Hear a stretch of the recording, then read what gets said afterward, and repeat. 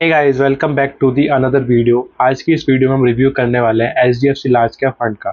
ये HDFC mutual fund का एक पॉपुलर लार्ज कैप फंड है, लेकिन रिसेंट परफॉर्मेंस कैसी रही है, इसका पोर्टफोलियो कैसा है, फंड की स्ट्रेटेजी क्या है और क्या अभी इस फंड में एसआईपी स्टार्ट करना चाहिए। आज हम इन सभी पॉइंट्स को सिंपल लैंग्वेज में समझेंगे। तो चलिए बिना किसी देरी के वीडियो को शुरू करते हैं। सबसे पहले समझते हैं एचडीएफसी लार्ज कैप फंड क्या है। ये एक लार्ज कैप म्यूचुअल फंड है जो mainly India top 100 large cap companies में इन्वेस्ट करता है। फंड का objective long term capital appreciation generate करना है। Fund minimum 80% large cap stocks में इन्वेस्ट करता है और पोर्टफोलियो को डिफरेंट सेक्टर्स में डाइवर्सिफाइड रखता है। इसका बेंचमार्क निफ्टी 100 टीआरआई है और रिस्क लेवल वेरी हाई है।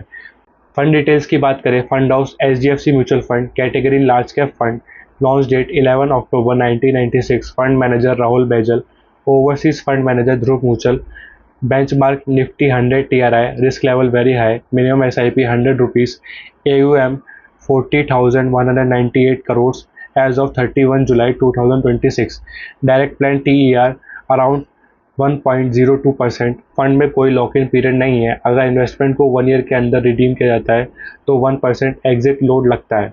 इन्वेस्टमेंट स्ट्रेटेजी की बात करें, HDFC large cap fund mainly high quality, competitive और सस्टेनेबल बिजनेस में इन्वेस्ट करना फोकस करता है। फंड का minimum 80% allocation large cap companies में होता है। इसका पोर्टफोलियो वेरी डाइवर्सिफाइड है, जिसका एम रिस्क को कंट्रोल करते हुए लॉन्ग टर्म ग्रोथ जनरेट करना है। पोर्टफोलियो की बात करें, मिड 2026 के ऑफिशियल डेटा के अकॉर्डिंग फंड का around 83.5% allocation large cap companies में था, जबकि अराउंड 13.8% मिड कैप और very small allocation small cap companies में था। टॉप होल्डिंग्स में आईसीआईसी बैंक, एचडीएफसी बैंक, भारतीय एयरटेल, कोटक महिंद्रा बैंक और रिलायंस इंडस्ट्री जैसे स्टॉक शामिल थे।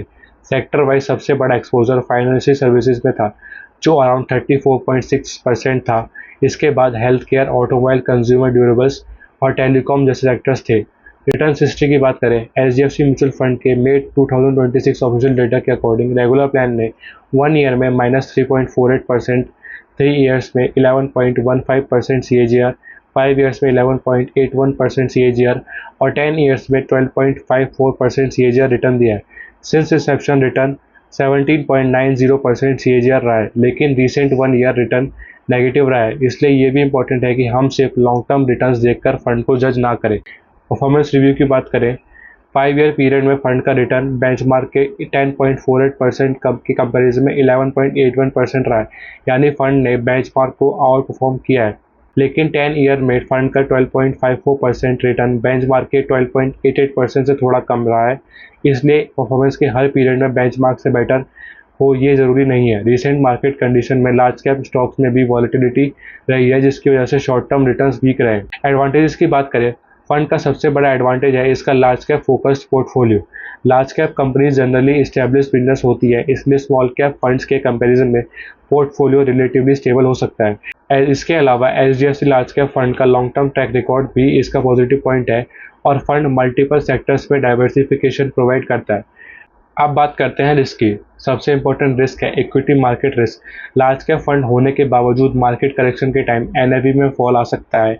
दूसरा पॉइंट ये है कि फंड का मेजर एक्सपोजर फाइनेंशियल सर्विसेज में है। अगर बैंकिंग और फाइनेंशियल सेक्टर में वीकनेस आती है तो फंड के परफॉर्मेंस पर इम्पैक्ट पड़ सकता है।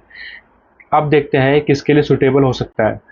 एचडीएफसी लार्ज कैप फंड उन इन्वेस्टर्स के लिए सुटेबल हो सकता है जो 3 से 5 साल या उससे ज़्यादा के लिए इन्वेस्ट करना चाहते हैं और इस्टेब्लिश लार्ज कैप कंपनीज में एक्सपोजर लेना चाहते हैं। अगर आप स्मॉल कैप फंड्स की हाई वॉलेटिलिटी से बचना चाहते हैं और रिलेटिवली एस्टेब्लिश्ड कंपनीज के through long term wealth creation करना चाहते हैं तो ये फंड कंसीडर किया जा सकता है, लेकिन शॉर्ट टर्म गोल्स के लिए इक्विटी म्यूचुअल फंड सुटेबल नहीं होता। फाइनल रिव्यू की बात करें, overall HDFC large cap fund एक एस्टेब्लिश्ड लार्ज कैप फंड है जिसका long term track record strong रहा है। इसका diversified portfolio, large cap focus और एक्सपीरियंस्ड फंड मैनेजमेंट इसके मेजर पॉजिटिव पॉइंट्स हैं, लेकिन रीसेंट परफॉर्मेंस वीक रहा है और इसका वेरी हाई रिस्क लेवल नहीं करना चाहिए। मेरे अकॉर्डिंग अगर आपका इन्वेस्टमेंट हॉरिजन लॉन्ग टर्म है और लार्ज कैप कंपनीज में डाइवर्सिफाइड एक्सपोजर चाहते हैं तो एचडीएफसी लार्ज कैप फंड को कंसीडर किया जा सकता है, लेकिन इन्वेस्टमेंट करने से पहले अपनी रिस्क प्रोफाइल, फाइनेंशियल गोल्स और एग्जिस्टिंग पोर्टफोलियो को जरूर चेक करें। तो गाइज, ये था हमारा HDFC large cap fund review. 2026। अगर आपको वीडियो थोड़ा सा भी हेल्पफुल लगा हो तो वीडियो को लाइक करें, चैनल को सब्सक्राइब करें और कमेंट करके बताइए कि नेक्स्ट किस म्यूचुअल फंड का रिव्यू चाहिए। मिलते हैं नेक्स्ट वीडियो में, तब तक के लिए bye bye, thanks for watching.